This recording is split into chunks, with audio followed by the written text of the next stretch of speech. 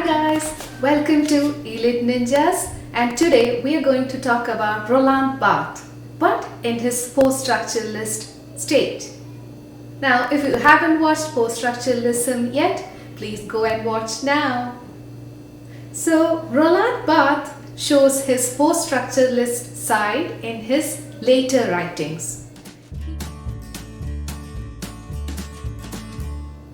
Barthes identifies that text can be readerly or writerly. Now, a readerly text doesn't leave anything for the reader to do. So, the author is the ultimate authority.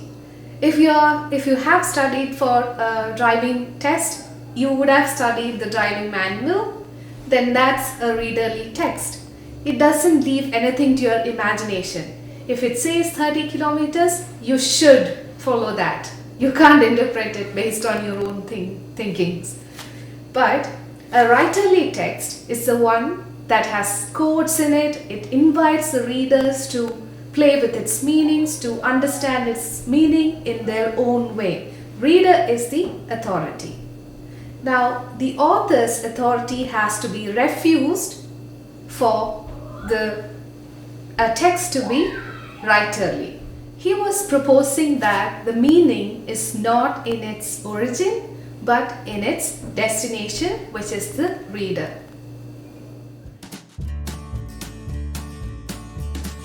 Barthes differentiates between a work and a text. A work is a physical object that occupies a physical space, and text is a process.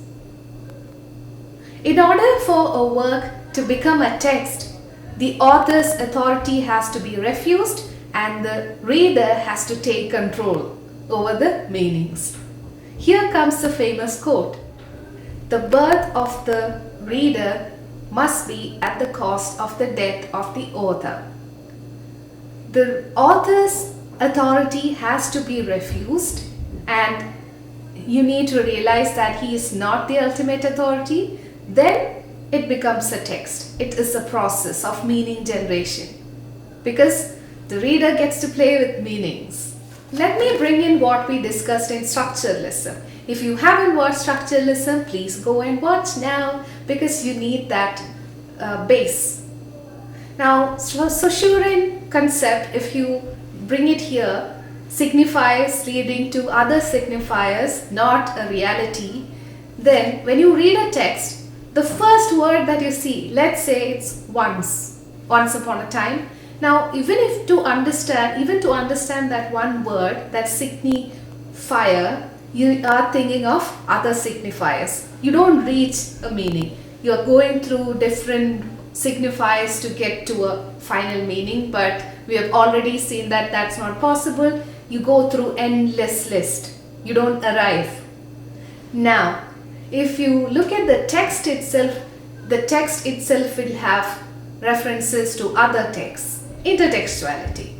So the reader gets to play with these signifiers, going from different signifiers or one signifier to other signifiers, this endlessness, this openness. This is a characteristic feature of post-structuralism.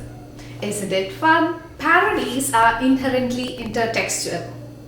Well, twinkle, twinkle, little bat, how I wonder what you're at.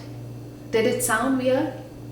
It must have if you know the nursery rhyme Twinkle, Twinkle, Little Star.